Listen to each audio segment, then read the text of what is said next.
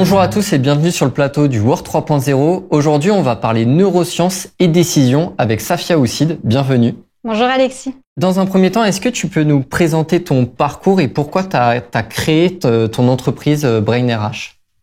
Alors c'est vrai que j'ai eu la chance dans mon parcours et dans mon cursus d'évoluer dans plein de types d'organisations, que ce soit le milieu associatif, production et même dans un grand groupe. Et finalement, c'est le fruit de toutes ces expériences qui m'ont donné envie de créer Brain RH pour pouvoir apporter des solutions innovantes, mais aussi de créer des écosystèmes de travail, de meilleurs écosystèmes de travail innovants pour attirer et fidéliser les collaborateurs.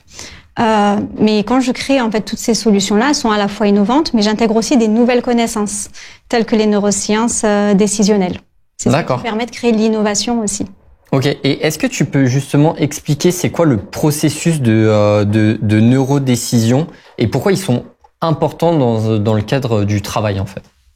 Alors, les processus neurodécisionnels, c'est en fait l'ensemble des connaissances qu'on a aujourd'hui en neurosciences pour nous expliquer comment une personne, l'humain, il prend des décisions. Ça, c'est simplement. Ensuite, dans le monde du travail actuel, ils sont importants parce que avant, dans le cadre du travail ancien, traditionnel, on va dire, on avait un monde qui était plutôt stable, des personnes qui faisaient des carrières plutôt longues. Donc, dans la décision, il y avait moins d'impact. Aujourd'hui, on a complètement changé de cadre de travail. Déjà, on peut dire qu'on est dans un monde ce qu'on appelle VUCA, volatile, incertain, complexe, ambigu. Les carrières, elles sont de plus en plus courtes. Il y a plein de nouveaux types de travail. Donc, ce qui fait que pour un dirigeant ou pour un manager, de prendre une décision, ça devient de plus en plus complexe, avec des degrés de conséquences aussi, et il faut être rapide. Donc, c'est là où le cadre des processus neurodécisionnels, ils deviennent importants et utiles. D'accord. Et comment nos choix aujourd'hui ils sont influencés justement dans le travail parce que on a un cadre qui est défini, où on a un manager, on a notre autonomie qui est propre. Donc comment on est influencé en fait sur ces décisions-là? Ouais. Il faut savoir qu'on prend environ 35 000 décisions par jour. D'accord. C'est énorme et on passe presque maintenant entre 8 et 9 heures par jour au travail. Donc ça fait quand même beaucoup de décisions qu'on prend dans le cadre du travail, mais ce qu'il faut surtout savoir, c'est que pour que plus de 99% d'entre elles, elles sont inconscientes.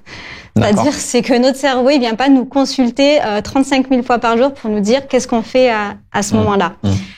Et puis, pour lui, c'est un gain de temps, un gain d'énergie aussi. Donc, qu'est-ce qu'il fait? Il vient créer des automatismes en nous. Simple, il répond à une fonction. Si ça se passe, tu réagis comme ça. Comment est-ce qu'il crée cette équation-là? Comment est-ce qu'il se dit si ça se passe, tu réagis comme ça? Il va venir prendre nos expériences du passé. D'accord. Et puis il va venir y affecter une valeur à chaque fois. C'est pour ça qu'on dit que les émotions, elles sont hyper importantes parce que c'est la partie limbique du cerveau qui est très dans la partie émotionnelle du cerveau. Et à chaque fois, il vient y mettre la partie limbique, elle vient travailler, elle vient y mettre une affectation de valeur. Donc c'est soit une récompense, soit c'est quelque chose qui est plutôt aversif. Et donc, il enregistre comme ça l'élément, l'information. Et du coup, quand on se retrouve face à une situation, notre cerveau il dit, en fait, c'est comme ça qu'il faut réagir. Donc, c'est là où comment opèrent les processus neurodécisionnels, de manière inconsciente pour la majorité de nos décisions.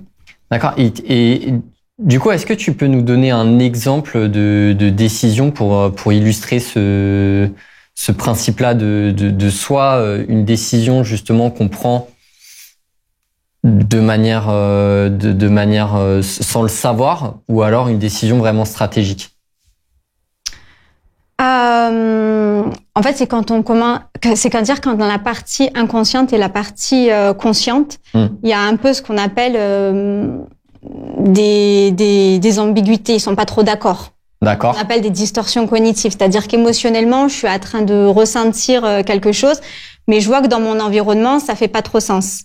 Okay. Donc c'est à partir de ce moment-là qu'on commence à conscientiser, dire qu'est-ce que je fais.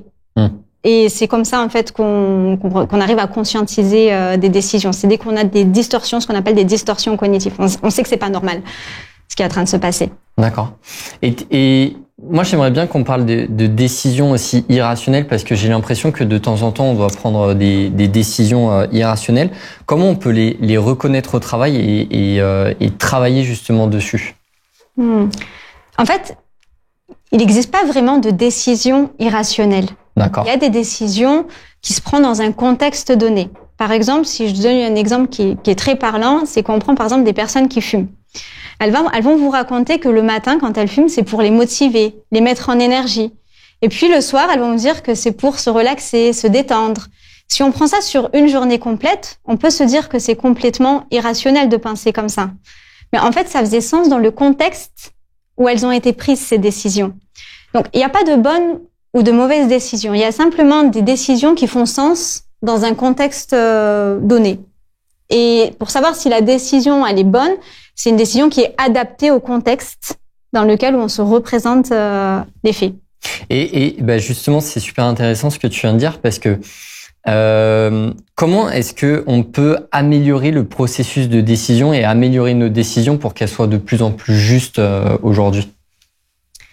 Si on va repartir sur ce que j'expliquais sur les distorsions cognitives, dès qu'on commence à se rendre compte que émotionnellement, il y a quelque chose qui va pas par rapport à l'environnement dans lequel on est, c'est d'aller se questionner. Qu'est-ce qui ne va pas? Et c'est en allant questionner à chaque fois cette décision qu'on peut l'adapter à notre environnement et qu'on peut aussi s'améliorer soi-même. D'accord. C'est vraiment de faire attention, de se réquestionner à chaque fois qu'il y a des choses qui nous semblent ambiguës, en fait. Et justement, dans le cadre du marché du travail, donc tu parles d'environnement, il y a l'environnement de l'entreprise qui emploie le salarié.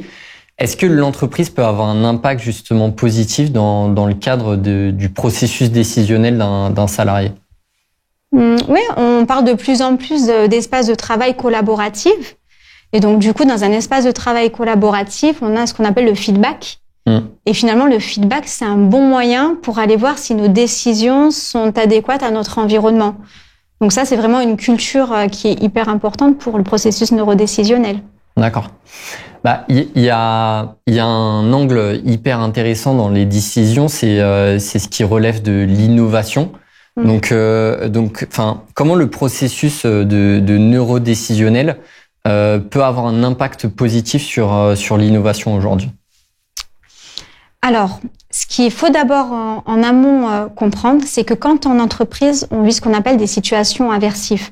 Donc, elles peuvent être d'ordre, comme on a parlé tout à l'heure, les distorsions cognitives, mais ça peut être des sentiments de perte de contrôle, des frustrations.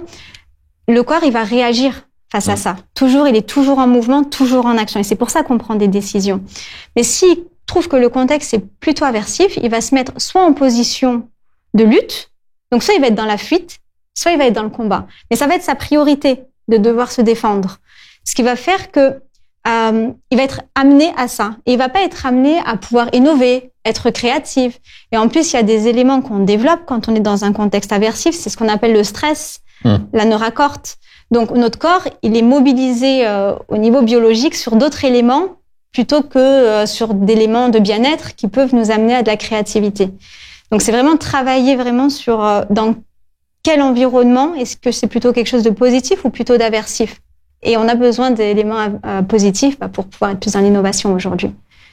Super. Est-ce que pour conclure, tu peux donner un conseil justement à des managers qui pourraient nous regarder ou même des personnes qui souhaitent se reconvertir, en tout cas prendre des décisions fortes sur le processus qu'ils peuvent mettre en place avant de prendre cette décision?